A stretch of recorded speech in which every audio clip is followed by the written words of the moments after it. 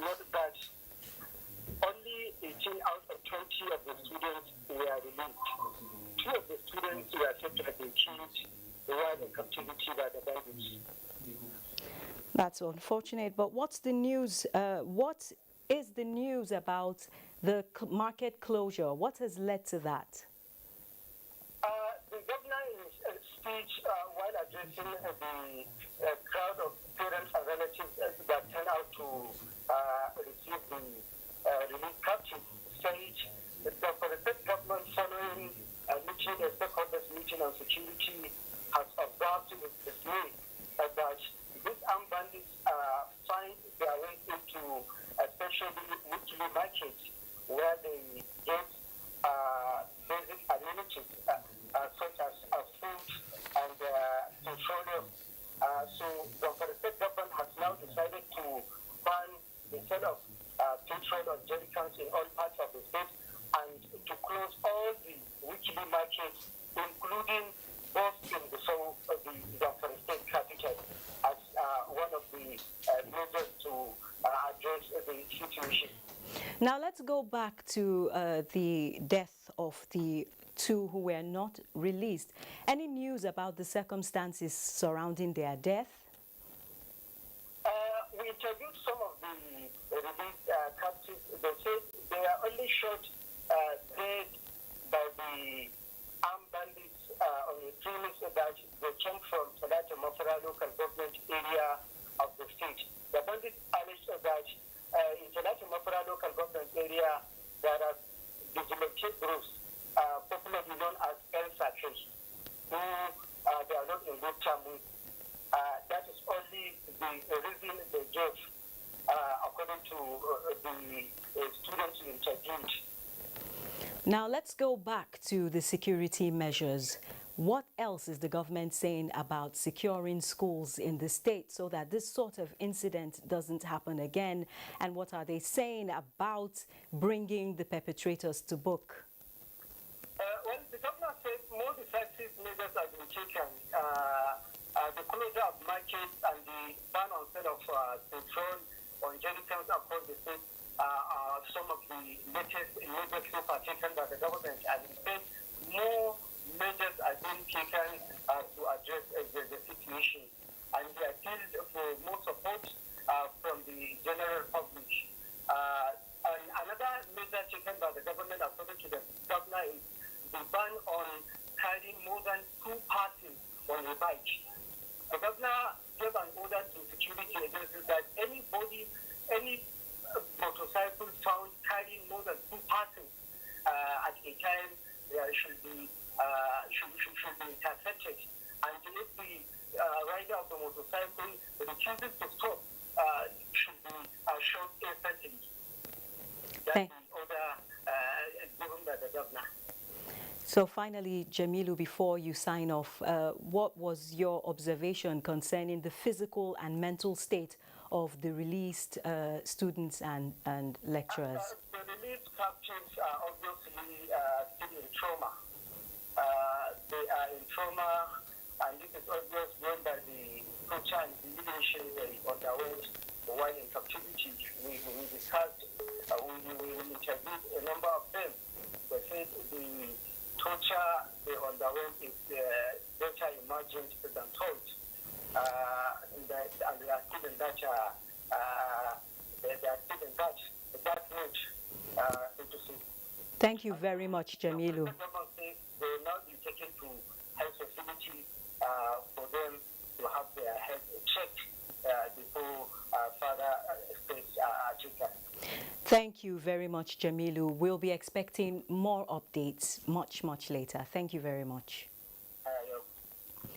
Meanwhile, the Niger State government has received a total number of 90 pupils, including some of their teachers abducted from Salihu Tanko Islamia, as well as 2 others from the community in Rafi local government area of the state. The report. Niger State government has confirmed that a total number of 91 pupils, including their teachers, were kidnapped on 30th of May this year at the Saliu Tanko Islamia Tegina in Rafi local government area of Niger State. Sadly, one of the pupils, who spent 88 days in captivity, reportedly lost his life due to harsh conditions in the forest. Governor Bakar Sani Bello, who disclosed that the state government, in collaboration with security personnel, devised measures to secure the release of the returnees, reiterates its resolve to bring to an end banditry in the state. In total, 91 children were kidnapped, and we have received 90. Unfortunately, we lost one of them. In Insurance case. Alongside the 91 children, there were 2 other abducted people whom have been released as well. We will do whatever it takes to bring them to justice. And following this development, the Tegina Islamia school children have finally been reunited with their parents and loved ones after spending close to 3 months in captivity. The happy reunion took place at the Niger State Government House after spending a day at a government-owned medical facility. Mukhtar Abubakar reports. It was a pathetic and emotional-laden moment for the underage children and their parents after meeting for the first time in close to 3 months of their stay in captivity. The parents, obviously, could not hide their joy, were full of praises to Almighty God for bringing the days of agony and uncertainty to a permanent end. They always invite us at midnight and beat us. They fed us with a very little food. I'm very happy to again my freedom. After spending a night at a medical facility, Niger State Governor Abubakar Sani Bello was on hand to receive the returnees at the government house, Mina. Since yesterday has been the happiest days I have in my life. Since yesterday night. If I will be able to bring my heart to show people how my heart is filled with joy, happiness. Wow. All in all, I'm okay. I'm happy to see all of them. Shortly after Governor Abubakar Sani Bello briefed journalists on the development, the returnees and their family were treated to sumptuous meals. In Mina, Mukhtar Abubakar, NTA News. Now we'll join Mukhtar Abubakar via phone to tell us more about this development. He has been following the story for more than 2 months. Now, Mukhtar, all but one of the children, but wait, before I ask you that question, what was the mood as the news came in and the children saw their parents? Well, it was more like an end of nightmare for parents and pupils who had been in the kidnappers' den for close to 3 months now. So the mood of the parents was of anxiety, mixed with happiness, seeing their children returning to them alive. Now, all but one of the children have returned. What are the circumstances concerning the death of that child and the subsequent release of the others? Hello, pardon? I said, all but one of the children have returned. What are the circumstances concerning the death of that child and subsequent release of the others? Well, it was, as I earlier said, mixed feeling, and they were very sad, especially for the parents of the pupil that lost his life in captivity. Although the condition of the children, though not critical, one can visibly see elements of stress and tiredness, That is, however, obvious, considering the, harsh conditions they must have been put through. Any news about how that child died? Well, some said, the child was a sickler, according to some reports. we were on efforts to get the parents of the child that lost his life prove abortive, but some said he has a record of ailments. Now, have you interacted with some of the parents and the proprietor of the Salihu Tanko Islamia? What are they saying about the return of the children and teachers?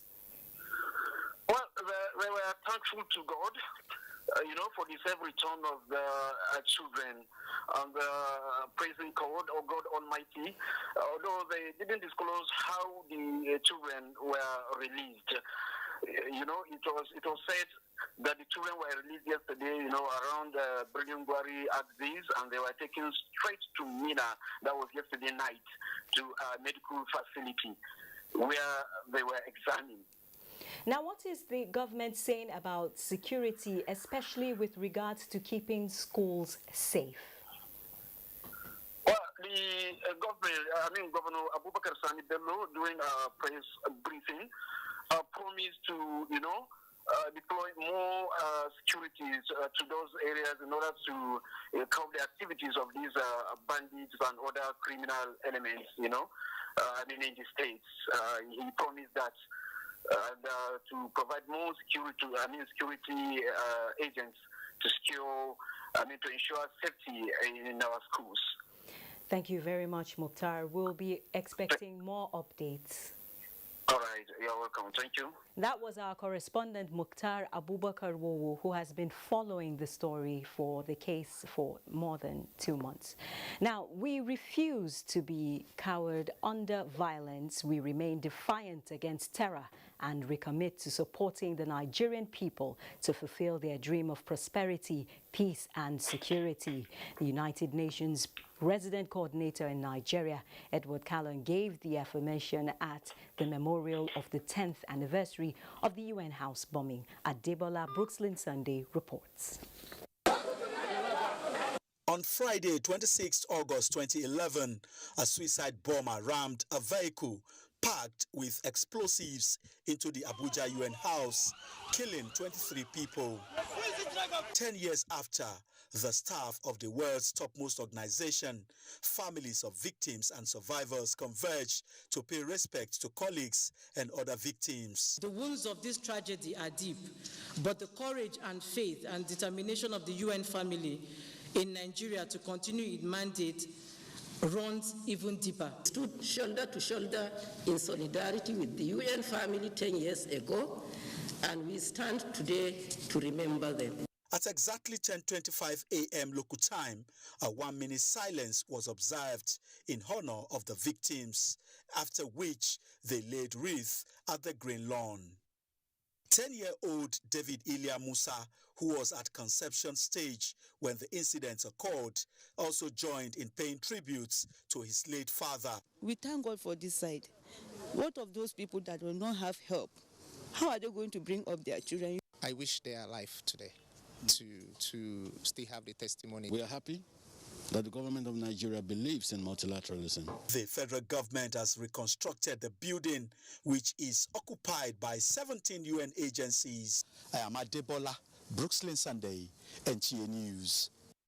The National Economic Council has resolved to facilitate programs to ensure the integration of those children who are at risk of becoming vulnerable as a result of some crisis in the country. This formed part of the issues discussed at the NEC meeting, which was held virtually.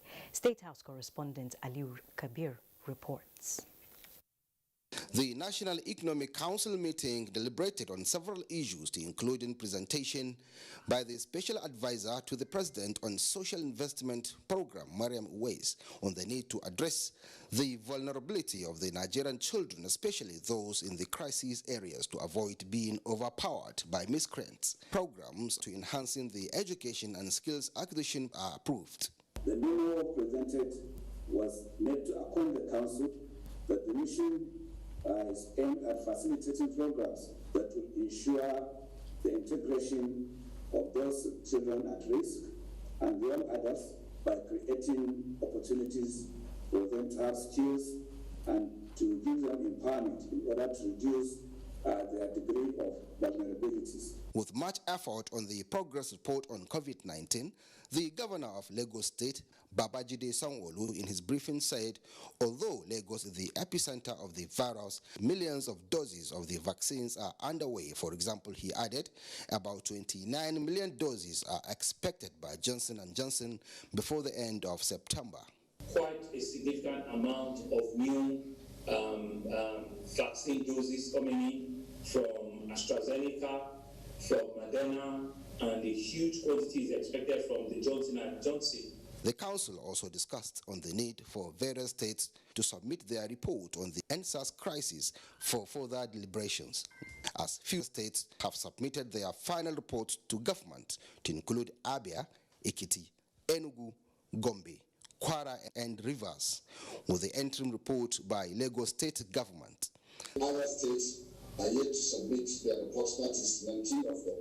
The Vice President urged the states that have not submitted their reports to immediately submit their reports so that before the next meeting of NEC, the Vice President has directed to have a committee to come out with local solutions on how the activities what this organization will immediately impact also. The virtual meeting was presided over by the Vice President, Professor Yemi Oshimbajo. From the State House, Aliu Kabir, NTA News. The Group Managing Director, Nigerian National Petroleum Corporation, NNPC, Mele Kyari, has attributed the corporation's first time ever net profit of 287 billion naira in its 44-year history to efficiency, transparency, accountability, cutting costs, and President Muhammadu Buhari's policy drive. He made this known while briefing journalists in Abuja on NNPC's profit after tax and publication of audited financial statements for year 2020. We are no longer declaring losses. As a matter of fact, we moved from loss level of 803 billion naira in 2018. We reduced it to 1.7 billion naira in 2019, and in fiscal 2020, we are making a profit after tax of 287 billion naira.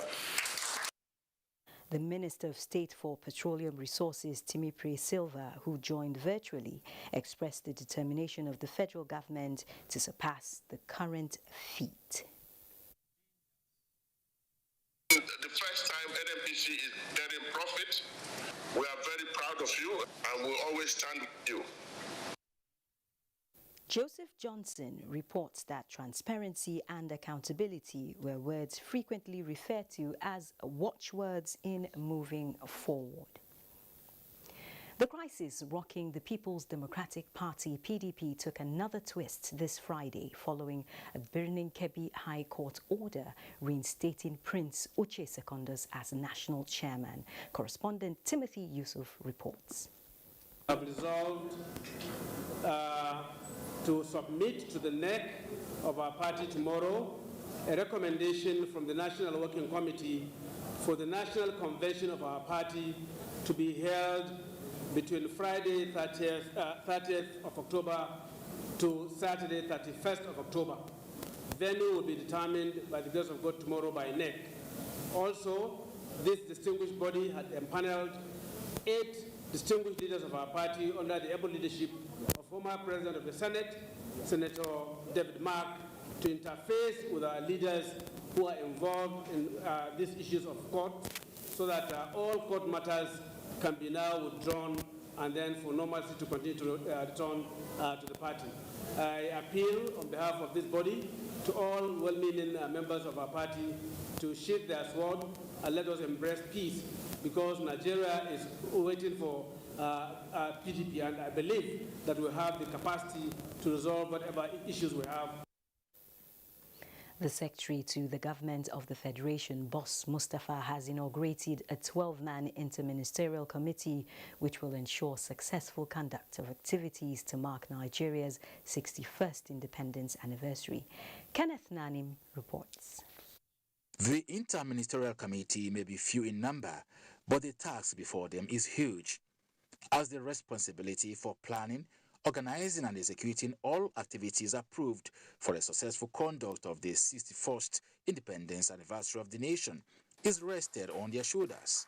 The committee also has, as part of its terms of reference, to co-opt groups or organizations relevant to the success of the anniversary. Last year, the theme for the 60th anniversary celebration was together. It is also important that we come up with an appropriate theme that will speak not only to the present situation in the country, but most importantly, the positive trajectory that we are all working towards for the greater benefit of the Nigerian people. I'm confident that members of this committee would come up with innovative means of celebrating our 61st anniversary. The committee also will in September this year implement some of the remaining activities for the 60th independence anniversary slated to run for a 12 calendar months to herald the Oktoberfest celebrations. Minister of Industry, Trade and Investment, who is also the chairman, Ownership Subcommittee on the Nigeria at 60 project, presented the committee's report on the one-year program. The 12-man interministerial committee is to be chaired by the Secretary to the Government of the Federation, Kenneth Nanim, NTA News. We'll now join our Lagos Network studios with Adiola as our guide. Thank you, Najatu. The Federal High Court sitting in Lagos has suspended hearing on the request for bail for 5 suspects standing trial on a 4-count charge bordering on collection, exporting and keeping of wildlife till the 1st of September 2021. The presiding judge, Tijani Ringim, therefore ordered that the suspects be kept in Nigeria Customs custody until the date for hearing. Michael Olaleye reports. The trial, earlier scheduled for the 18th of August 2021, was stalled due to the inability of the court to provide a translator to interpret the charges in the language the suspects understood. The case will have been set for hearing as an interpreter named Abdullahi Kaba was in court, but an application was filed by the defense counsel requesting that the suspects be admitted on bail. The prosecution counsel said it intends to oppose the bail application on the basis that the suspects are not Nigerians and where they are residing before their arrest has been sealed. If they are admitted on bail, where would they be staying? So because they don't give us the impression that they have any other place they live in Nigeria, and the application we have does not suggest that. So there are a lot of other issues that we need to raise in our own counter affidavit to guide the court when it's considering the bail application. The defense counsel questioned why a counter affidavit is not filed in such regard. Application is wiped. They have been served for more than a week, and they are entitled to only about 3 days. 3 days? Yes, they didn't respond. So in our opinion, they actually do not want to respond to our application. They are not opposing our application, but they insisted that they want to oppose, and the court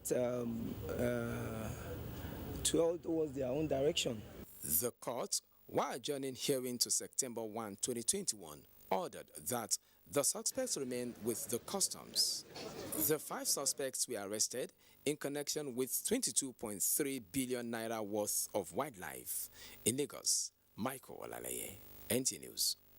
Talking education now, more than 2 months after vacating their halls of residence amid concerns of rising cases of COVID-19 infection within the university community, the students are back for their 2nd semester examinations. Hingino John Adams was at the institution to monitor the level of compliance with COVID-19 prevention protocols. As these students return, it is not business as usual for them. The school authority is stern in ensuring that students have complete items listed by the management to prevent the spread of the coronavirus. Before gaining access into their halls of residence, each student must provide 10 face masks and hand sanitizer, among others. Professor Oluwole Familoni is the Deputy Vice Chancellor, Academic and Research. The real exam starts on Monday, and it's meant for 100 and 200 level students of the university. After that, they will vacate the hall, and then 300 level students will come in. We accommodate them. After 1 week, they will finish their exam. They will vacate the hall. Then 400 and 500 level students will come. He further stated that the university management has made arrangements in case of any infection. If there's any problem, we made arrangement with LUT according to that press release, and Bagada, which is governed by government, Lagos State government has allowed us that they will allow us to use Bagada. The school management is not leaving anything to chance, as various entry points are not accessible for those without face mask. In Lagos, Hingino John Adams, NTA News. Those are the stories from Lagos for now. We'll now take our first break, and when we return, Zinright and Jos will give us stories from that zone. The federal government has commenced second phase of COVID-19 vaccination. If you are 18 years and above and unvaccinated, register at www.nphcda.vaccination.gov.ng. Visit the nearest vaccination site to receive COVID-19 vaccine. If you received first dose of AstraZeneca vaccine before 8th July 2021, second dose commences 23rd August and closes 5th September 2021. All vaccines are free and certified safe by WHO and NAFDAC. At the vaccination site, you can check blood pressure and know your diabetes risk status. Children aged 0 to 23 months will receive childhood vaccines and screen for malnutrition. After vaccination, continue to adhere to COVID-19 prevention protocols. For more information, visit www.nphcda.gov.ng or call 0700-220-1122. This message is from the National Primary Healthcare Development Agency. Admission forms into NTA Television College JOS 2021-2022 two-year National Innovation Diploma Program are on sale from 9th of August to 29th of October 2021. Candidates who wish to apply for admission must have 5 O-level credits in relevant subjects including English language and mathematics. The courses available for application include film and television production, broadcast journalism, and television engineering technology. The admission forms can be obtained at NTA Television College or any NTA station nationwide at the cost of 7,500 Naira only. Payment for the form is through Remitter platform only in favor of NTA Television College. For more inquiries, please call 0803-079-5335 or 0806-980-9807. Management Announcer. We are StarTimes, the most affordable digital pay TV platform with the widest signal coverage in Nigeria, dedicated to bringing the best TV entertainment around the world to your screen. From Hollywood to Bollywood to Nollywood, we offer the most affordable subscription. Enjoy over 75 channels for as low as 1,700 Naira, like Nat Geo Wild, BBC, ESPN, and premium sport like Emirates FA Cup, La Liga, Bundesliga, wrestling. What's more exciting? We have the most flexible payment options in Nigeria. Don't dull. Join us now for an exciting journey. StarTimes. Enjoy digital life. Fresh off a 5-0 thrashing by Manchester City, Norwich will welcome another Premier League champion in the form of Leicester City. Will they be able to save themselves from another humbling result? Find out this Saturday as Norwich City take on Leicester City from 2:30 p.m, showing on the network service of the NTA. The Premier League Live is brought to you by Baba Ijebu and powered by Integral.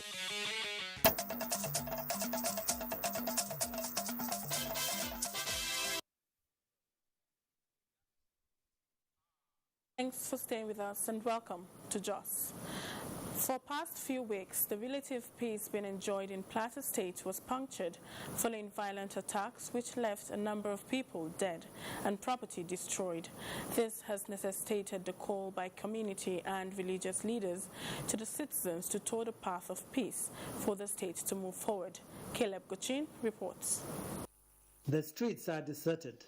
Businesses shut with heavy security presence at strategic locations. This is the situation at the city center, where a 24-hour curfew is in place.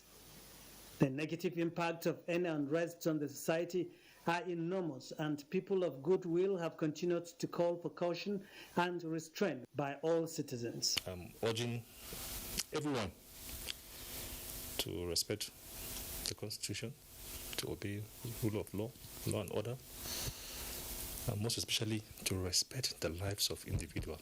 Every society, every community to progress, to move forward, has to have peace. Plateau State, they say, has had enough of crisis, resulting to many peace-building efforts. Hence, the crisis should not be allowed to continue. Whenever people want to take undue advantage on certain tribes or peoples of other religions from your own environment, try to stop it. No human being would like to be killed. No human being wants to be injured. No human being wants to be hated. So why can't we bring love into it so that we live in peace with one another? It would be recalled that since the attack on commuters on the Rukuba Road, the state has been in trepidation, worsened by the recent attack on the Yelwa Zangam community Tuesday this week. In Jos, Caleb Gochin, NTA News. The enrollment of primary school pupils for the National Homegrown School Feeding Program of the federal government is in progress in Plateau State, with the upload of more than 100,000 pupils' data on the national server. The focal person, Dr. Sumaye Hamza, gave this indication while monitoring the program in schools. The report. The federal government introduced the National Homegrown School Feeding Program to boost nutrition and enrollment of pupils in schools, as well as entrepreneurship space and agricultural production, among others. The program is recording steady progress in Plateau State. I love how they are sharing their food, and it's good, and it helps us in many ways. I enjoy the food. Mr. President, for giving us the food. May God bless you. It will enable us to impart more knowledge to the children, because when the children are being fed and they are okay, they will be ready to receive learning. The data will be verified, updated and validated in our database. Plateau State focal person SIP Dr. Sumaye Hamza says the state is expected to upload 300,000 pupils' data by the end of the enrollment exercise to meet up with the federal government's upscale of beneficiaries to 5 million children. There's a multi-sectoral team that was put in place, and we came together and prepared a state menu, which we called Plateau Peace Menu.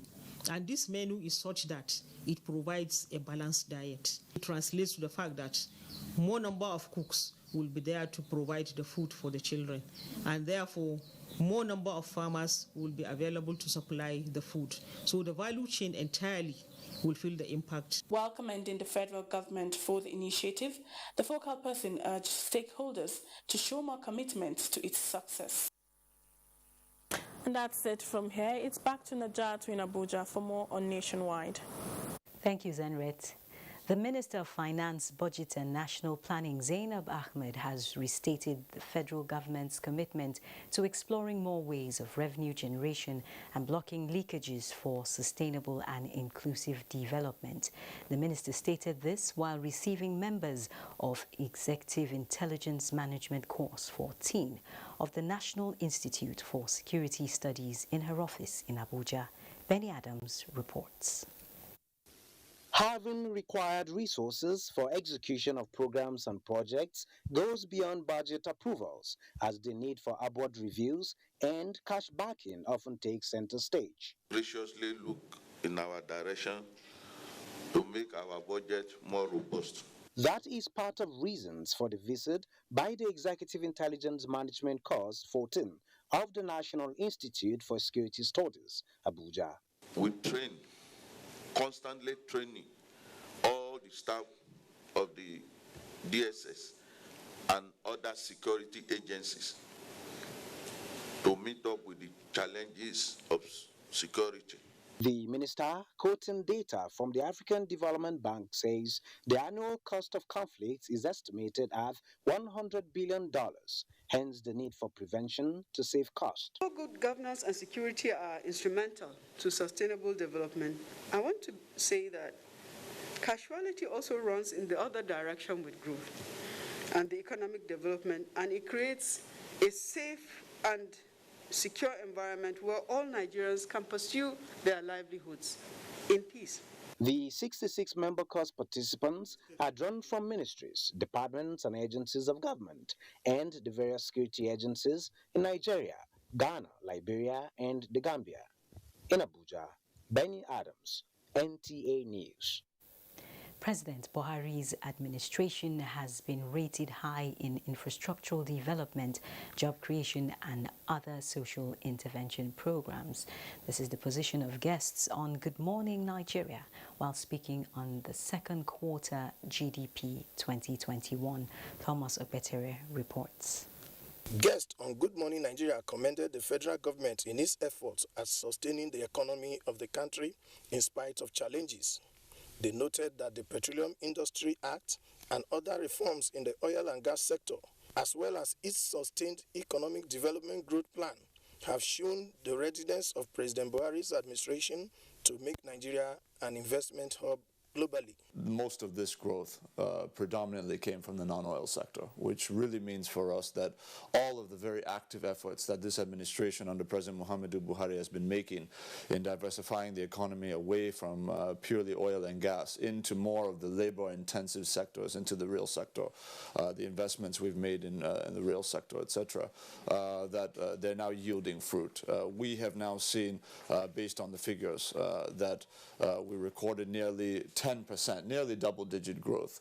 A lot of people now began to see better ways to do things, knowing that they can't depend on foreign goods anymore. It's better for us to begin to grow our own economy, in line with what this present administration have been, advocating. Let's grow, our own food.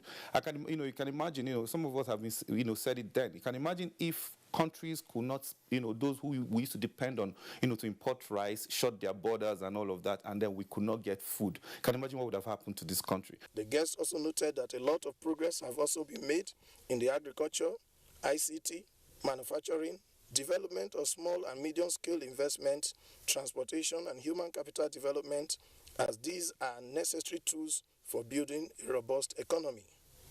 In Abuja, Thomas Obetere, NTA News. The management of the State House, Nigeria's seat of government, says it will not hesitate to make an example of anyone who betrays public trust in discharging official responsibilities. The Permanent Secretary Tijani Umar read the Riot Act at the inauguration of the State House Anti-Corruption and Transparency Unit by the ICPC. State House correspondent Adamu Sambo reports. The inauguration of the Anti-Corruption and Transparency Unit has been described by the ICPC as a further testament and commitment by the State House management to being at the forefront of driving the broader anti-corruption initiatives of the federal government. Act 2 is not a parallel authority to management. It is expected to assist you and management in promoting a transparent workforce. The Permanent Secretary of the State House, Tijani Umar, said members of the unit were specifically selected based on their integrity and overall efforts in service delivery. We expect that the Act 2 State House team will not betray our trust and our confidence. Otherwise, we shall be compelled to make example of them in case of any erring behavior. The Anti-Corruption and Transparency Unit, he emphasized, is expected to assist the institution to conform by way of continuous advocacy, reporting, and where necessary, enforcement and sanctions. On our part, management will lead by example. We are making this commitment today and hold ourselves to high standards of behavior so that ACTU doesn't have to worry itself about looking the side of management. Members of the unit are drawn from the various departments of the State House, with Gaji Muhammad Usman as chairman. From the State House, Adamu Sambo, NTA News. Benin is our next stop on Nationwide, and Agatha is our guide. Good evening, Agatha. Najatu, good to see you and thank you for joining us in Benin. The Nigerian Army says its mandate to accomplish missions within a joint environment will not suffer neglect. Chief of Army Staff, Lieutenant General Farouk Yahaya, gave the assurance during a working visit to 32 Artillery Brigade, Owena Cantonment, Akure. Olubukola Aduwo reports. The Army says it is repositioning to fulfill its role of defending the territorial integrity of the country. The visit of the Chief of Army Staff, Lieutenant General Farouk Yahaya, to the 32 Artillery Brigade, Owena Cantonment, Akure, Edo State, is therefore one of the strategies at achieving this mandate. The Chief of Army Staff says the Army is a formidable force for national defense and security and challenge officers and men to rise in the defense of the nation. I appreciate the effort of the troops that are doing on the ground, and together in synergy with other services and agencies, we are making progress. Ondo State Deputy Governor Lucky Ayedatiwa says the state government will continue to support the operations of the Nigerian Army for optimal performance. We value your support, your contribution, the contribution of the Nigerian Army in ensuring the security of lands and property of indigents and residents of Ondo State.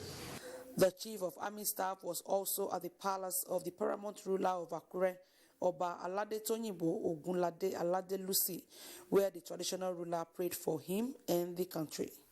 In Akure, Olubukola Aduwo, NTA News. Away from security, Edo State government has announced a 2 billion naira support fund for medium, small and micro enterprises. It has also announced a 165,000 naira support fund for existing entrepreneurs at the state's production hub. This is at a single-digit rate per annum. Governor Godwin Obaseki made the announcement at the flag-off of the MSME fund scheme. Elizabeth Omoko reports that an online marketplace and office for the Bank of Industry were also inaugurated. At a time the country is faced with economic hardship and the effect of COVID-19, Governor Obaseki says a collaboration with the Bank of Industry to provide subsidized loans to the target audience is in his administration attention to cushion the negative effect of the pandemic on the economy, as he appealed to stakeholders to take advantage of the fund made available and increase their businesses. Things are happening in Edo State, and if you look around you and you take advantage of the opportunities, you don't have to leave the state or the country to look for something. Stakeholders at the launch appreciated the state government for driving a process that would help enhance and strengthen the small and medium-scale businesses in the state. What you are simply doing now is you are bringing government closer to the people, which is the best thing a government can do for the citizens. Another crucial aspect of the engagement was the unveiling of an online marketplace that would enable entrepreneurs with made-in-Nigerian goods to showcase their products to the outside world. In Benin, Elizabeth Omoko, NTA News. And it's time for another break. Makudi Network Center will come on thereafter. Please stay. Years or so since the advent of the COVID-19 pandemic, we've seen massive changes in the way we do things at NPHCDA. Working with the Presidential Task Force on COVID-19, we were able to actually roll out in the first couple of weeks a massive community-based program that looked at how we could quickly mitigate the impacts of COVID-19 in the communities. So we rolled out a training that involved over 220,000 primary healthcare workers all across Nigeria. We're seeing how we've been able to now achieve pre-COVID levels in terms of the routine immunization services. That is really, really impressive, and really my heart goes out to all of the primary healthcare workers. They've done such an amazing job, along, of course, with all of the health workers that have been in the front line.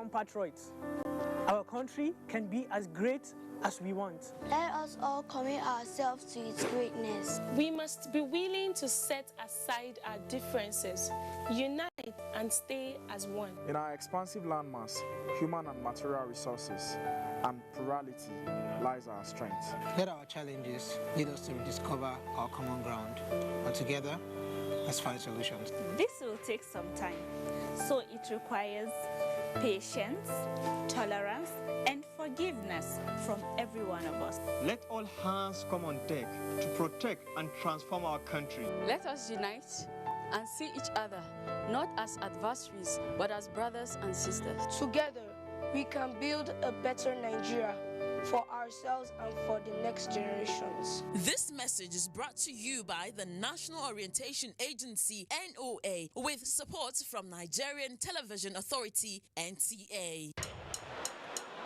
Fresh off a 5-0 thrashing by Manchester City, Norwich will welcome another Premier League champion in the form of Leicester City. Will they be able to save themselves from another humbling result? Find out this Saturday as Norwich City take on Leicester City from 2:30 p.m, showing on the network service of the NTA. The Premier League Live is brought to you by Baba Ijebu and powered by Integral.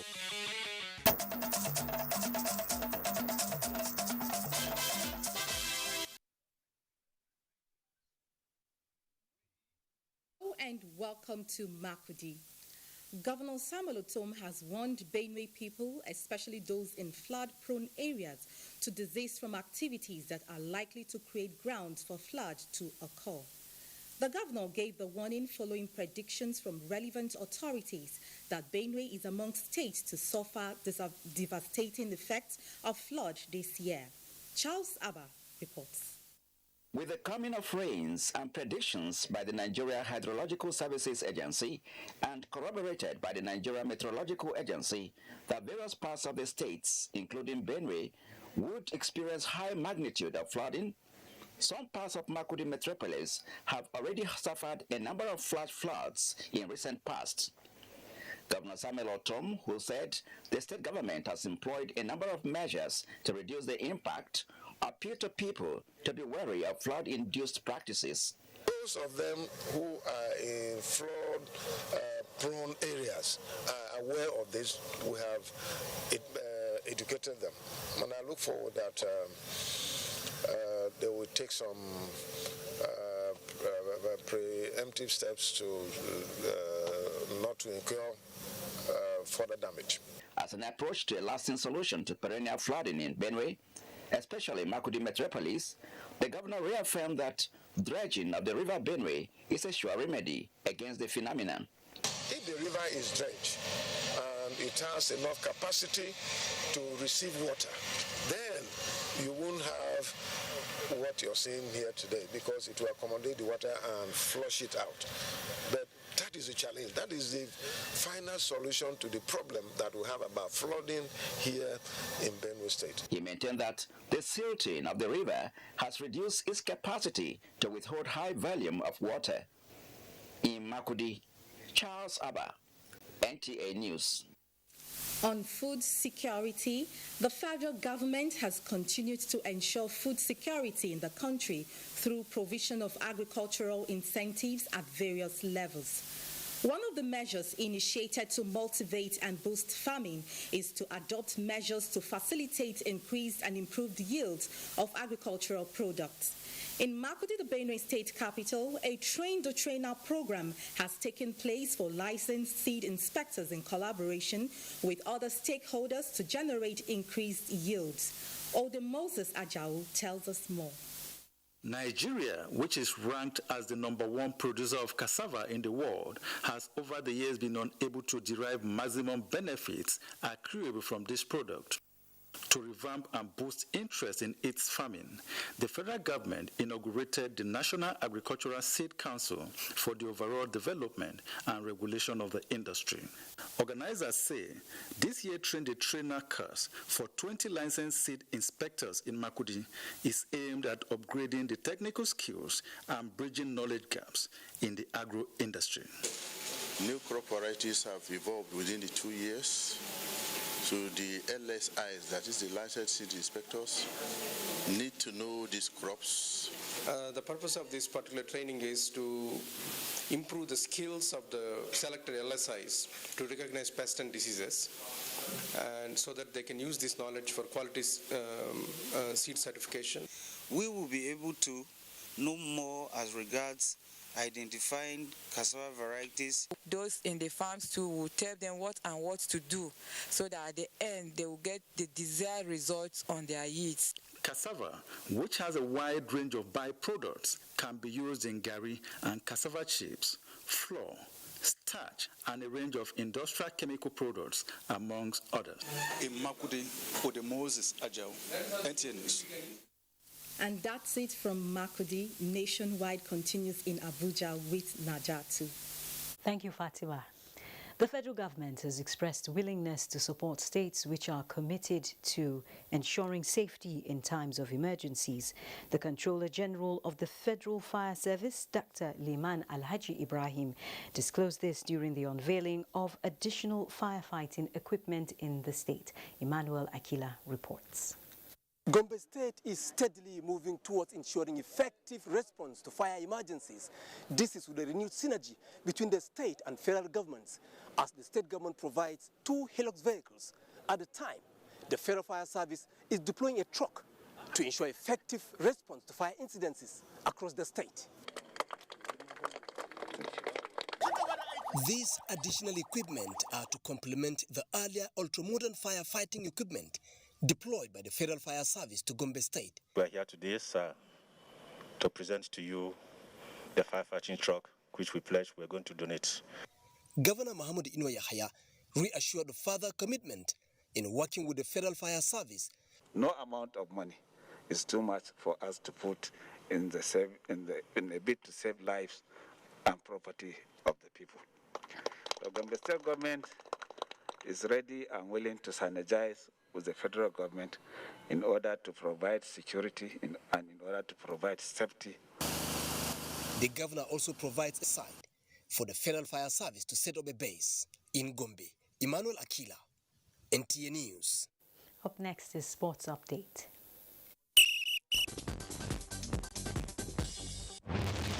Nigeria's G Tigers will battle